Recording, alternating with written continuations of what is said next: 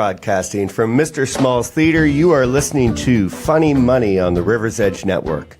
I'm Tom Henry, and with me tonight is Tom Benoit. So it's the Tom and Tom show tonight.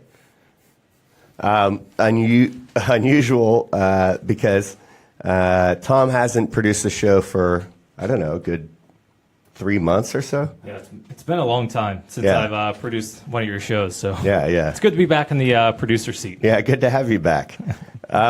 So today's topic is Microsoft versus Sony, and they have a face-off in one area primarily, and that's video game consoles. So we're going to address that and what's going on in that business and how it helps both those companies. But first, we're going to talk about the companies as a whole. And to get the background on Microsoft, you got to know about Bill Gates. All right? So here's my starting sentence. Bill Gates and his wife, Mary Maxwell Gates, bore a son in Seattle, Washington in 1955. Are you screwed up in the head yet from that? Not yet. Okay, that's a true statement. But wait a minute. Also, but it's hard when you say like that a couple bore a son. It's kind of weird. I didn't know how to say that because it's like, well, the dad didn't, No, it was just the mom. Right, it was just the mom. And it's not like they just found him in the woods or something. It's Right. But I didn't know how to, if you say that they had a son, well, that could refer to at any point in the son's life, right? Yeah, just any time they just had him at one point. Oh, yeah, we have a son. He rented us from us for 3 months. We had him. You got us right. I wanted to make the point that it was the beginning of a life. All right. But also that this is Bill Gates who had this son, and they named him William. Now, if you don't know, Bill is short for William. I did not know that. Thank you for filling me in there. All right. So the elder Bill Gates, so it was his dad was Bill also. So that's the secret. How original. All right, but the weird thing is, okay, this Bill was the Bill Jr. All right, the elder. I'll explain that. The elder Bill Gates was a prominent lawyer, and Mary Gates served on the board of directors for First Interstate Bank System and the United Way. So she was a very accomplished woman. That's First Interstate Bank System is a national bank, so it's a real role to sit on the board there. Heck yeah. And, the United Way, that indicates a certain level of, community involvement and everything. So these are, Bill Gates' parents. And you can see they're both very accomplished. The baby Bill Gates was the fourth of his name in his family, but is known as William Gates III, or Trey. Because his father had the junior suffix.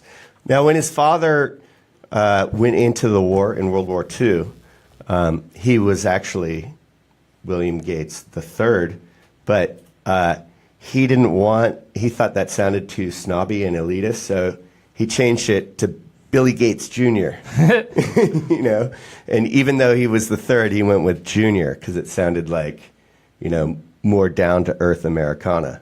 Yeah, he went from posh to redneck real quick with that name change. Right. Okay, so, so then Bill Gates took the third instead of the fourth. So that's how that happened. All right, so the Bill Gates that we know. Okay, so Trey, they would call him in his family. I didn't know that until I read that today. Trey, we should call him that. So Trey grew up in Seattle in a family that encouraged competition. There was always a reward for winning, and there was always a penalty for losing. I'm bad at doing a Bill Gates voice. I don't know. I'm going to try. This is my first actual try. Is that actually a thing? Like there's a Bill Gates voice? Like how people impersonate George W. Bush? Well, he has a voice. Oh, yeah, he does. So but, there is a Bill Gates voice. But no, I don't know that it's actually a thing. Oh, okay. I lost my notebook. Hang on. But it could easily be. Because he does kind of have that like bubble in his throat, sort of nerdy thing going on. He does, like That's I do. Funny. Yeah, but not you don't have it as much as he does. He's almost like Kermit the Frog the way he talks. All right. At age 13, he enrolled in a prep school called the Lakeside School. The school had bought a block of time on a GE computer with the proceeds from a rummage sale. All right, so this is just like happenstance. And, this is really early for computers. So Gates took an interest in programming the GE system in BASIC.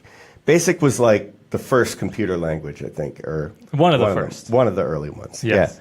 Okay. And he was excused from math class to pursue his interest. He was so good at math, like that the teacher's like, yeah, sure, you can go program instead of, sitting with all these delinquents. He wrote his computer program, his first computer program on that machine. It was tic-tac-toe versus the computer. I also have to say that my sources here, this is mostly from Wikipedia, all this. And but I also use Wall Street Journal website, which is WSJ.com. All right. So when he reflected back on that moment of writing his first program, Gates said, "There was just something neat about the machine." When the school stopped paying for the, I just thought that was like such a weird nothing quote, but kind of funny. All right. When the school stopped paying for the computer, Gates and 3 other students, including Microsoft co-founder Paul Allen, so they met like in the 8th grade when he came to that school, found computer time in other places. All right. So this is interesting. They were like almost such intense nerds. They were like breaking and entering to like use computers. And so, they went to Computer Center Corp. And they kept going in and using the computers. But eventually, Computer Center Corp caught on and banned them from ever coming back after it caught them exploiting bugs in the operating system to get free computer time. That's hysterical. Yeah. So then they came back and made a deal with the Computer Center Corp. And they said, hey, we'll find bugs in your software if you give us free computer time. It's a good deal. Instead of exploiting, it's like they're just doing the same thing. Exactly. Yeah. But above the board. Social engineering rather than computer engineering. Right. So that arrangement continued until CCC, the Computer Center Corp., went bankrupt in 1970. Lakeside had Gates write the school's computer program to schedule students in classes. They knew he was like really talented at this by this point. And here's what he says about it. I modified the code so I was placed in classes with a disproportionate number of interesting girls. It was hard to tear myself away from a machine at which I could so unambiguously demonstrate success. Gates scored 1590 out of 1600 on the SATs. Wow. Yeah. At that time, it was 1600. Did he hack his score? Is that how he got such a high score? Ooh, there's a thought. We don't know that. But why? He's like, I'll make it 1590. So it's not a perfect score. They'll never catch on. Right. And he enrolled at Harvard in 1973. So, but he left Harvard after just 2 years. At Harvard, he made friends with another student named Steve Ballmer. What a guy. Yeah, and you like Ballmer? You're a big Ballmer fan. Oh, he's an interesting guy. If He's you've a seen, character. Videos of him online. He's very entertaining. Yeah. I don't know if I've seen that many videos. I mean, I've seen him like do weird stuff on the NBA sidelines. Well, not only that, but also there was this wonderful Microsoft conference back in the day when like I don't know, it was one of their bigger, maybe it was Windows 95, so it was like pretty early on, and Steve Ballmer was on stage just going nuts and just screaming at the audience. Oh my gosh, I want to see that. Yes, YouTube that. It's a good watch. Oh my gosh. So yeah, Ballmer would go on to work for Gates at Microsoft and eventually succeed him as CEO. And that might have been a mistake. I don't know. The company kind of didn't really do much while he was the CEO, I didn't think. Or I got the impression, well, that's sort of minimizing it, but I got the impression that it didn't really have any fire of growth underneath it while he was the CEO. But at any rate, I think the current CEO is good. His name is Satya Nadella. And under his reign, or under his management, the company has really gained. I mean, the stock price has almost doubled. That's awesome. Yeah. So, okay. So at Harvard, he made friends with Ballmer. And then he got together with the friend he kept in touch with, his Lakeside friend, Paul Allen. And the two of them got together to found a software company. They called it Micro-Soft. That was Allen's idea, that name. Not bright in the marketing department there, are they? No, not too bright. But they were it's kind of funny. They had thought of some really generic, even more generic names than that. Okay, so they called it Microsoft and had their first office in Albuquerque, New Mexico. Neat. Yeah, which was right with their first customer in 1975. In fact, the customer was actually their entire operation, and they were solely working for them. So it made sense to move to Albuquerque. But after that project completed, then they went into independent business. So 4 years later, in 1979, they moved the company to Bellevue, Washington. In 1980, IBM approached Microsoft. And it was kind of IBM wanted them to do something smaller, a smaller project. But Bill Gates, during the course of that meeting, found out that they were looking for someone to make the operating system for the first IBM personal computer. And so what Gates did is he forwarded them on to the partner that they had been working with previously. But IBM didn't like them and came back to Gates. And so eventually Gates wound up making Gates and Microsoft wound up writing the operating system for the original IBM PC, which was just coming out at that time, 1980. They kept the copyright on the operating system, and that was really smart. Yes, it was. They didn't give it to IBM. So the sales of the operating system vaulted the company to the status of major player in the industry, because all sorts of other PCs were built that were IBM compatible. Yeah, everyone was getting into the hardware. And they wanted to use that software. So it was great for them. So it became a successful company at that point. And then they launched Microsoft Windows in 1985. I didn't know it was that old. Wow. And the company grew like Jack's Beanstalk. In 1990, they introduced Microsoft's Office, which was also a huge success. I still use that. I use Microsoft Office and Microsoft Windows. What the heck version is it now? 10? Is it 10? Something? I think it is 10. 10 or 7. Just don't use 8. It's just bad. Oh, really? Yes.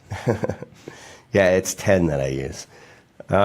It's pretty good. I notice no problems. And that's a good thing. Yes. In 2001, they released the original Xbox to compete with Sony's PlayStation and the Nintendo consoles. Now, so they were the late entry into that of those three. And at that time, it was seen as people were very skeptical. It was seen as nearly impossible for Xbox to really compete with PlayStation. PlayStation and Nintendo, they basically had a stranglehold on the video game industry at that time. And actually the PS2, which is, Microsoft made the Xbox and the PS2 is the competitor. The PS2 is I think it's the most selling console of all time. But we're about to talk about stuff. Pretty daunting task to overcome that. Okay. So it was. But the Xbox did successfully steal market share from those two, but the market kept expanding. Mm-hmm. So it did steal market share, but it also was destined to grow because the market was growing quickly. And the Xbox became another success for Microsoft. It is. Right? And now it is one of the main drivers of Microsoft's growth. So it's really important. In that way, it's more important than a lot of their other business. It's not as important as their software business in terms of revenue, but it's more important in terms of growth because that's the fastest or one of the fastest growing parts of the company, and it's pretty significant. Is that expected when a company sort of jumps into a different industry, which is sort of the same, but it's a growing industry that they can just hop into? Right. Is that expected? If they actually have a good product, and they did. The Xbox was a really good system. They did have I would think it's the last thing that you said that's probably the most important. That's if they actually have a good product. Yeah. Because there have been lots of companies that have tried to jump into industries and gotten slammed. Sega Dreamcast. Yeah, that's one of those. Right. Sega was a casualty of that market, but there's all sorts of other examples of failures of companies to jump into businesses. Oh yeah. So the PE one example would be, I think, Sony jumping into the movie business. Right, which they did when they bought Columbia Pictures. We'll get into in a minute. All right, but let's look under the hood at Microsoft. What kind of company is this? Is it overvalued? Is it going to be a fast grower, a slow grower? You think a company as mature as Microsoft, that's been around for so long, would be a slow grower. But that's not the case this year. At least that's not what analysts think. The PE is 26.9. I generally think that's a little steep for this type of company. For Microsoft in particular, where I remember the PE being down around 20. Okay, dividends 2.15%. But they announced today, in fact, that they were going to raise that dividend. So it's going to be closer to 2.4%. Going forward. Return on invested capital is 16.23%. Not bad at all, but significantly lower than the PE of 26.9. And I don't usually like to see that. Return on invested capital is how much, it's an indication of management's ability to create value out of the resources that they have. So it's a very important indicator, I think. And I like to look at it and compare it with the PE to see how overpriced a company is or underpriced, or if they're not, if they're fairly priced. So in this case, so if the PE number is higher than the ROIC percent, I generally think that's the company on that basis alone is overvalued. But you got to look at a couple other things. Now, here's another thing, okay? Microsoft has no net debt and $50 billion in cash. That's a lot of money. Yeah, it's a lot of money to decide what to do with it, a lot of potential investments, a lot of potential dividends. But this is the kicker here for 2018. I think their fiscal year ended June 30th, so that was 2017. So 2018, for this year, they're expecting 18% earnings growth. That's a lot. Excellent. For a company like Microsoft, yes, that's pretty amazing. Because they basically own all of the business PCs around the world. Yeah. I know they have so much software out there. Yes. It's huge. So PC sales are tied in with that, but PC sales, for years have been flagging. But to a certain extent, I think that the death of the PC has been exaggerated. I think there will always be a demand for like intense processors that need to be, on a desktop. Yep. You can't bring around with you. So I think that this is actually, even though the ROIC is so much lower than the PE, it looks pretty fair to me in price.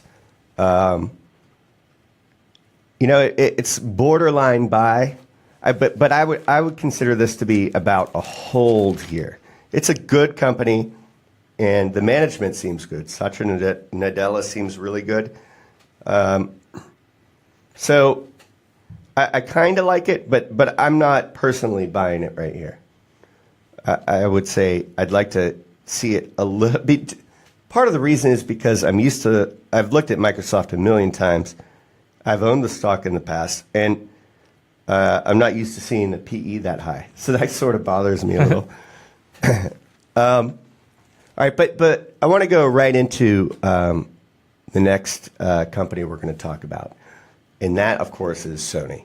Sony, maker of the PlayStation. All right, now, on this one, my sources, first of all, I do own Sony stock.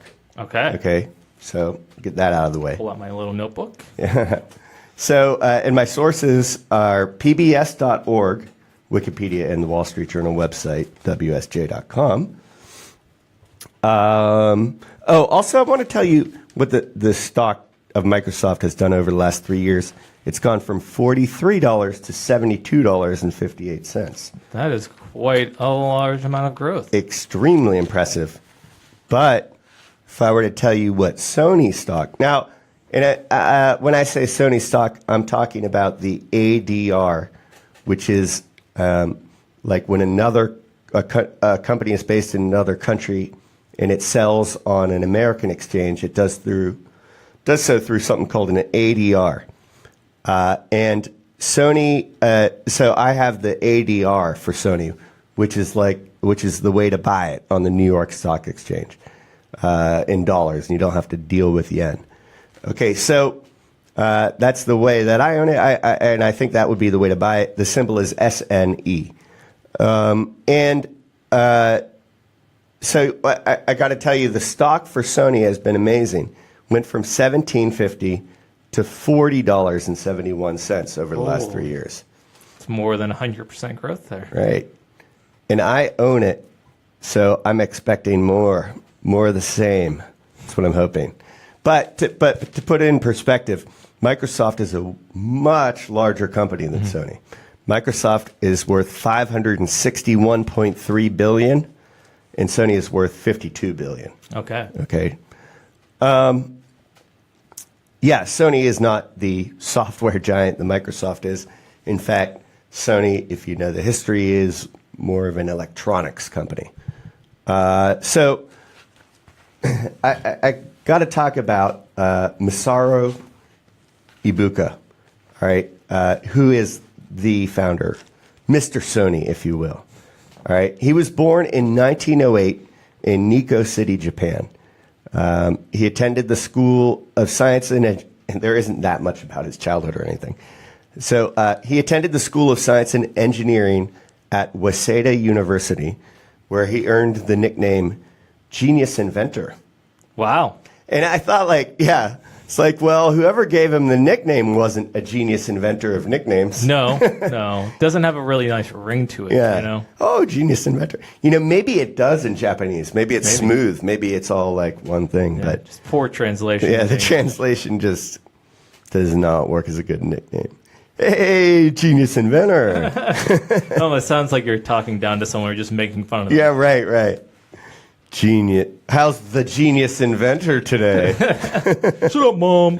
Yeah, right. As you're like mixing Coke and Pepsi. When he graduated in 1933, he began working at photochemical laboratory. I mean, all these are translations again. So that Horrible, sounds so horrible generic. translations. Which recorded and processed movie film. All right. So in 1945, and I thought it was interesting that he wasn't drafted to fight. He didn't have to fight in the war because he would have been in his 20s there. Right? Or no, he would have been like 30 something. Okay. But after the war, he left to start a radio repair shop in a bombed out building in Tokyo. I mean, Japan was, a mess after the war. Mm-hmm. But they did quickly establish a new government, with guidance from General MacArthur in the old US of A under close supervision. A year later, he was joined by Akio Morita, and they founded a company called, all right, now let me not screw this up. This is going to be good. Toki Sushin Kogo KK. Okay. Okay. I know, right? Which translates into Tokyo Telecommunications Engineering Corp. Oh, that's good. Okay. They built and sold Japan's first tape recorder called the Type G. They didn't invent it. The genius inventor didn't invent it, but they were the first ones to make one in Japan. All right. In the early 50s, Ibuka heard about a transistor, which had been invented by Bell Labs in the United States in 1948. So he went to the U.S. and went directly to Bell and convinced them to license the transistor technology to his company. So that's pretty gutsy. He's got this little company, and he wants this license for a major product, but, Bell Labs doesn't have any operations in Japan. And he's like, why don't you let me use mine? And I'll sell it for you. It was a smart proposition. So at that point, he renamed the company Sony, which is a weird origin. Okay, so it was he and Ibuku and Morita were talking about, what to name it. And they came up with this name, Sony, and it comes from sonus, who is like in Latin, that's like communication or something. Wait, or sound, maybe like sonus. Or I think it is. Yeah, wait. Maybe I don't know. I'm guessing. No, wait. I think you're right. I think sonus is sound, and Sony, Sonny, which like at that time in 1950 or the early 50s was like a name for like a really cool dude. Probably Sonny. Italian. Hey, Sonny. So they merged that and came up with Sony, Sonus, and Sonny. I would love to see the conversation or hear the conversation. I know. Okay, so they consider themselves these really cool guys, and they were making this company that had a lot of things in the music business. So sound is a big part of it, I'm just trying. And they successfully commercialized the transistor radio. Okay, so they weren't the first ones to make the transistor radio, but they were the first ones to make it like usable by a consumer. So they were the first ones to commercialize it. They really are the ones who made it popular. So that product, the transistor license that they got, and then them making a radio with it, made them, and one that was user-friendly. The competition, there were two others developed, but they were really not they weren't developed for commercial sale even. So they became dominant in the market, the world market for transistor radios, which at the time was a big thing. Yeah. There's no cassettes or beta or right. There's none of that at that time. This is the 50s. So this product helped make Sony a popular brand name in the U.S., which was very important, the most important market. Prosperous market in the world. Yeah. Sony's went into many electronic products and, of course, became famous for its TVs. Yes. After this radio success. So they had a bunch of cash. They bought CBS Records in 1988 and Columbia Pictures in 1989, which as for my earlier reference, you may know, was not a successful investment for them. So far. Maybe Okay. they'll get a winner. Yeah. But this was really, if you want to get the feel for like Masaru Ibuka's, his motto and how he ran things, is this one quote. And by the way, I don't consider it racist if you're like honestly trying to speak like someone and it comes out as some ridiculous caricature. But that's probably what is going to happen. To each their own. And I'm just saying, I don't consider to each their own. All right. The key to success for Sony and to everything in business, science, and technology for that matter, is never to follow the others. Is that any good? Are you like the evil guy in anime? I know, right?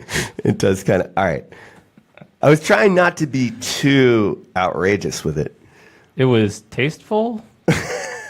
Okay. All right.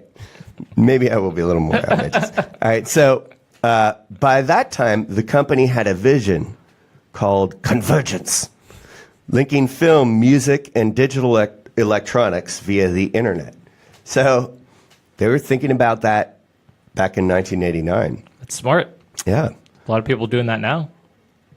Yeah, there are people thinking. You mean? Thinking that right now. Yeah. Yeah. I know.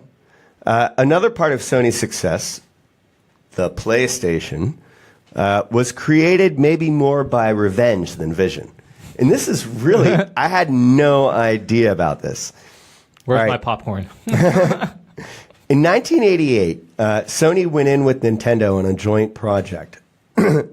Okay, and they were working on the Super NES. And Nintendo thought that they could make like a more advanced version of the Super NES. They called it, and they got Sony to work on it. All right, so they called that one, I think, Super NES CDI. Okay, and all right, so where was I? Okay, so in 1991, Sony revealed a Super NES with a built-in CD-ROM drive at the Consumer Electronics. At the Consumer Electronics Show. Okay, one day later. Okay, so it's got the CD-ROM drive like we all know from consoles today, but one day later, Nintendo broke its partnership with Sony and went with Philips instead. Yes. So apparently, they didn't like the Sony's work there. Or, I mean... I guess not. Well, that's what Sony thought. And they took it as a huge insult. And, Japanese, in business, operate by an honor code. Yes. Well, they hopefully, most of them anyway. But it's very important over there, the honor, the sense of honor. And an insult like that is something that degrades one's sense of honor and is seen as like a very bad thing to do. Even in the West, that's really, really bad. It's true. So Sony president Norio Oga was so infuriated that he appointed executive Ken Kutaragi, that's it, Kutaragi, to develop a console to rival Nintendo. So that was why they did it. It wasn't part of this vision. It was like, we're going into your business because screw you. Yep. We think we could do it. And they made quite a splash. Yes, they did, indeed. So Kutaragi, now known as the father of the PlayStation, developed the PlayStation and released it to the public in 1994. So, that project with the Super NES was the sort of like the origin of the PlayStation. In fact, I think they called that part of the Super NES the PlayStation, the CD-ROM. Okay, so it was a huge success. Yes, not surprising because of the technology they used, which was a lot different than Nintendo's. Which was? Well, the two competing systems at that time were the PlayStation, which was CD-ROM based, and the Nintendo 64, which was cartridge based. Right. And there was only so much space for that media on each of those different media. And actually, the cartridge has a lot less space. So what that allowed Sony to do is to have high quality audio inside of their CDs, animated movies on those CDs as well. So the depth, the games could be a lot longer. They could be a lot more complex, feature a lot more graphically intensive assets. Yeah. So they were just miles ahead of Nintendo at that time. It's hard to compete on that. I mean, with those against someone who has those advantages. I mean, the Nintendo 64 sold really well because Nintendo had a great fan base, but man, Sony's technology was way ahead of Nintendo's at that time. Right. And so you can see how Sony was able to get into a market that Nintendo dominated. Sega was a competitor at that time, too. Yeah, they were around. All right. So, it was a huge success. And it was, it eventually became the first video game console to sell 120 million units, the first PlayStation. Okay. Now, they differentiated between the PlayStation and the PS1. Yes. Was the next step. And then there was PlayStation 2. So PlayStation 2 was extremely successful, as you mentioned earlier. Yep. Now, and the other successors leading to the PS4 were very successful. The PS4 has, to this point, I guess it came out in 2013, and it's sold 60.4 million units, which is more than twice as many Xbox Ones that have been sold, which tells you a little bit about Sony's dominance in the market today. Yep. And it's that dominance that is the reason why I own Sony stock today. I own it not really because of the numbers that I'm about to tell you about, which aren't, except for one thing, that impressive, but it's more about the fact that they are going to release another game console soon. Yep. And speculation is this fall. Wow. Have you heard that? I did not actually hear that. Okay. That is, well, I knew that Microsoft was working on something and possibly have released something recently that had, it was like not necessarily the, I guess the Xbox One X is what they're going to call it. Oh, yeah, right. Like another, right. I think. But it's still like an Xbox One, though. It's not didn't they already release it or no? Yeah, I think so. Yeah. I think I've seen it and I'm like, what the heck? Yeah, it's just the same as the Xbox the One. Same games, but it's 4K capable and it has a better processor in it, better graphics card, and basically it just runs games better. I have an Xbox One. I do too. I like it. I definitely. I mean, I guess the reason that I have that instead is because someone told me it had had better capabilities. Yep. But I don't know if is that true? I don't know if the. I mean, honestly, they're both the same. Back in the Xbox 360 and PS3 era, I would say the PS3 is probably a little more useful because it also had a Blu-ray player in it. Ah, okay. So, and the Xbox 360 did not. But now, we've all decided, okay, we're going to use Blu-ray. Everyone has. And yeah. So. Yeah, I watched Blu-ray on my Xbox One. The game I love to play is Battlefield 1. That's a good one. It's an awesome game. All right, so it was okay. So they have a lot of good things.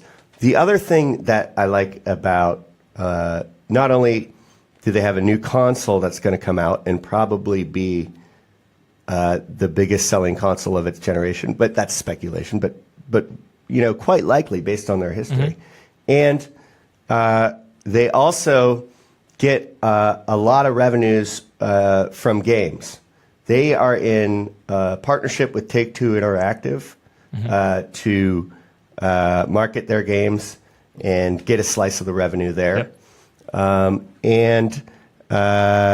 They also they have agreements with several other game developers and participate in a lot of the profits from game sales. Yeah, they have a lot of exclusive rights, and that's part of the reason I think that they were able to compete with Nintendo in the first place is their exclusive titles to PlayStation only. Mm-hmm. So yeah, apparently there are a lot of. Yes. Yeah. So that's more the reason I'm trying to tell you all this before I read the numbers, because some of the numbers are a little outrageous. So that's more the reason I own this stock than anything else. All right. Now, okay, so the PE, I was complaining about a 26.9 PE for Microsoft. The PE for Sony is 78.7. Is that even a real number? It is. But let me tell you another thing. And for some reason that I don't really fully understand, the Japanese market values stocks has a higher PE on average than the U.S. market. And is that because of their perception of the company and how it's doing, or just because of the different way that they run the numbers? Okay, I think there are a lot of factors in that. One, I think that it is because of their perception that investing is super important to do. All right, so they all buy these stocks. And it just creates a higher valuation. But the stocks still fluctuate very much based on their performance, like the U.S. market does, but at higher PEs. So sometimes I will grit and bear it with a high PE like that, just because I know that the Japanese market uses higher PEs. There's a lot in Japan. The population tends to save more and spend less than the American population. We if you give us money, we'll go spend it. But they will take part of it and put it away. So they pay no dividend. The return on invested capital over the last 12 months is a measly 2.36%.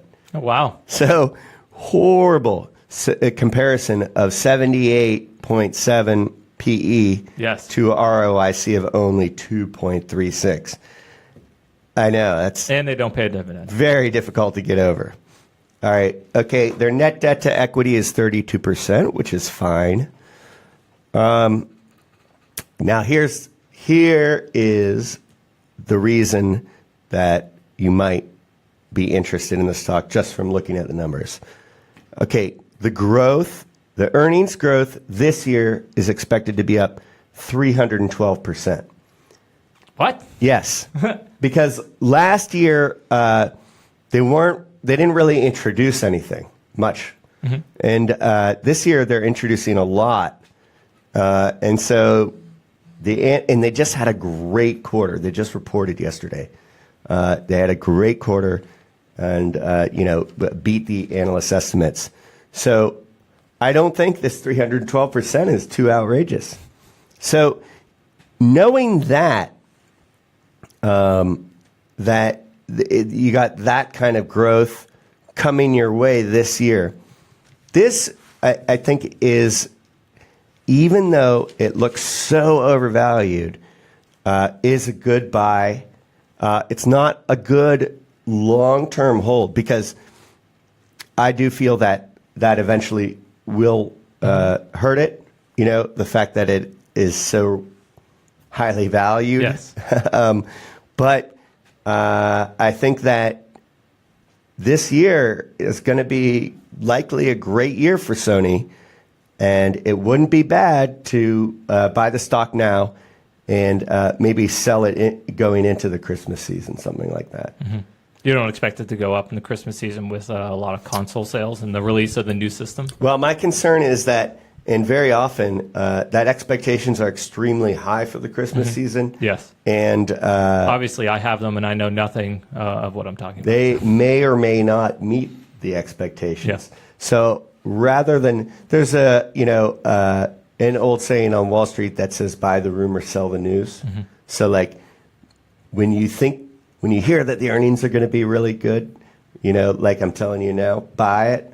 But then when they come out and they actually did, sell, you actually are going to find out what they're actually going to sell or how what the results are going to be. You get out of the stock at that point. Sell the news. Sell it when the real thing happens. So, because at that point, there really isn't that much more money to be made. Yeah. And in fact, you might lose some. I know. Because people get all excited like the first day and then less enthusiasm. Of course. So with that, we're all out of funny money for the evening. Thank you for tuning in, and I hope to talk to you next week.